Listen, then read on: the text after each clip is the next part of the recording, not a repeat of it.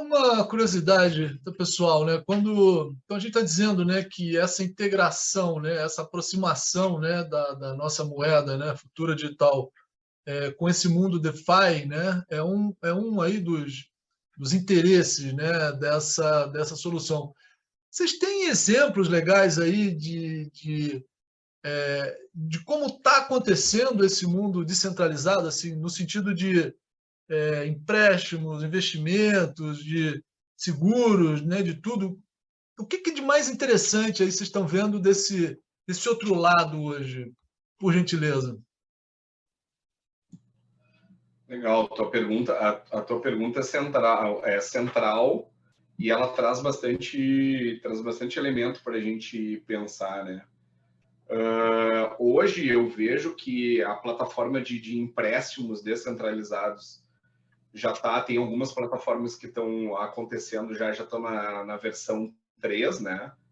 Posso citar duas aqui, por exemplo, a Aave, com 2 As, depois se o pessoal quiser procurar Aave com 2 As e Compound, são 2 protocolos descentralizados de empréstimo, ou seja, que não tem nenhuma pessoa ou instituição fazendo aquilo, então eu pego e coloco uma trava de criptomoeda para dizer que eu sou um bom pagador e a partir daí eu posso pegar empréstimo, né?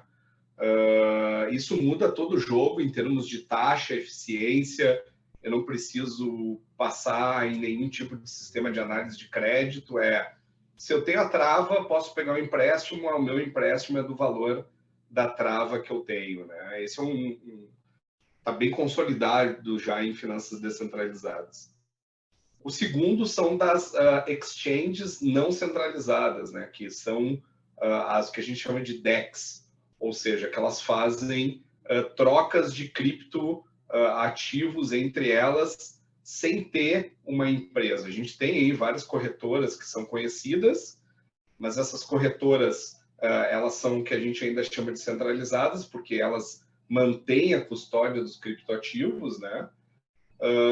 Mas a gente tem corretoras de criptomoedas que estão totalmente descentralizadas, que trabalham só com protocolos de formação de mercados automáticos.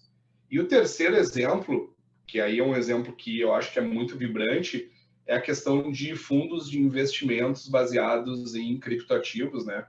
Hoje, quando a gente pensa em fundos de investimento, se uma empresa quer emitir um debênture, algum tipo de securitização, ela tem um processo longo, uma jornada de compliance, auditoria, custódia, advogados, CVM, que acaba ficando complexo, caro, difícil e que pequenas e médias empresas não conseguem acessar.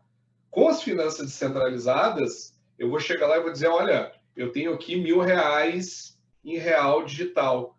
Eu vou receber em 6 meses. Eu quero tokenizar isso, mas eu quero receber hoje, tudo de forma automatizada. Isso vai ser possível e isso também nos traz um outro desafio regulatório, que eu passo a bola depois para o Fabiano, né? Que é como é que a gente vai encaixar algo que, na essência, não tem regulação, com um processo totalmente regulado hoje de ofertas de valores imobiliários que a gente tem. Então, isso também, agora com a mudança do presidente da CVM, que é um entusiasta de criptoativos, também a gente vai ter aí um novo mundo chegando com um Open Capital Market, né, que vai ser essa abertura do mercado de capitais de uma forma como a gente nunca viu antes. Então, isso vai trazer muita inovação, muito vibrante, tá?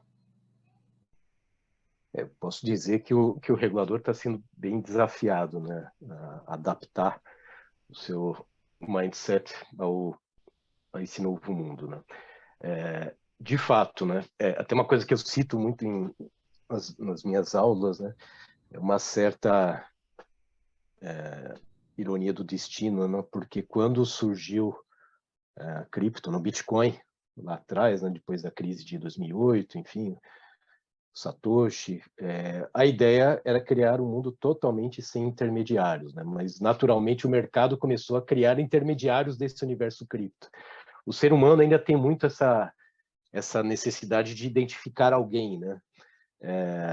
Mas é uma transição cultural que isso com o tempo vai se adaptando. Mas o regulador também, quando a gente fala em oferta de investimentos, e aí é um ponto sensível, né, que isso é algo que não é de hoje, não é só no Brasil, discussão sobre o que é valor mobiliário, e, portanto, que está sujeito à regulação de um órgão central, vem lá da década de 40, no século passado, enfim, o Howey Test lá nos Estados Unidos, né, quando trouxe a definição de valor mobiliário. Então, tudo aquilo que você oferta publicamente, que você tenha um ganho decorrente do esforço de terceiros, de certa forma tem a característica de valor mobiliário. E a lei brasileira repete um pouco isso. Tudo isso por quê? Porque o regulador está preocupado com, de fato, com a poupança popular, né? Ou seja, as pessoas não serem prejudicadas, usarem suas economias em algo que seja uma fraude, seja um esquema ilícito.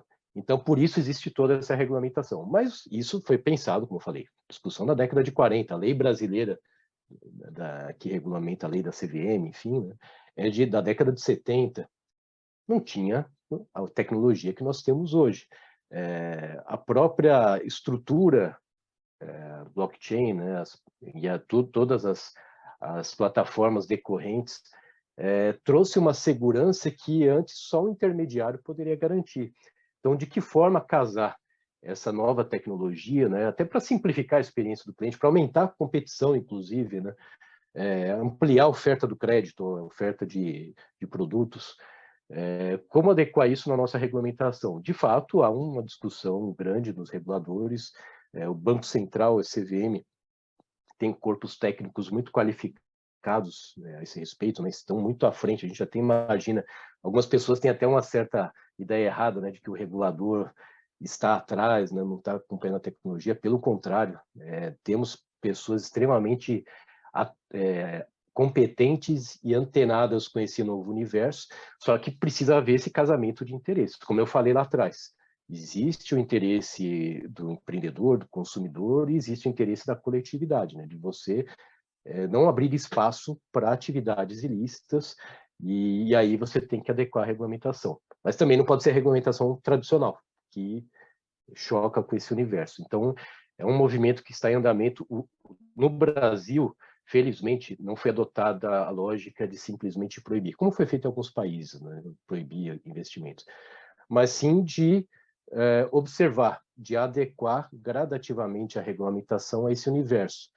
É lógico que quando se trata de uma oferta, seja em que ambiente for, né, que trate de características de valores imobiliários, como eu falei, oferta pública, direcionada ao público em geral, que prometa um retorno, que esse retorno seja decorrente do esforço de terceiros, aí tem características de valor imobiliário, aí você tem que envolver a CVM na história. Mas posso dizer que o regulador está bem aberto a essas discussões e tem procurado até ajudar nessas novas soluções.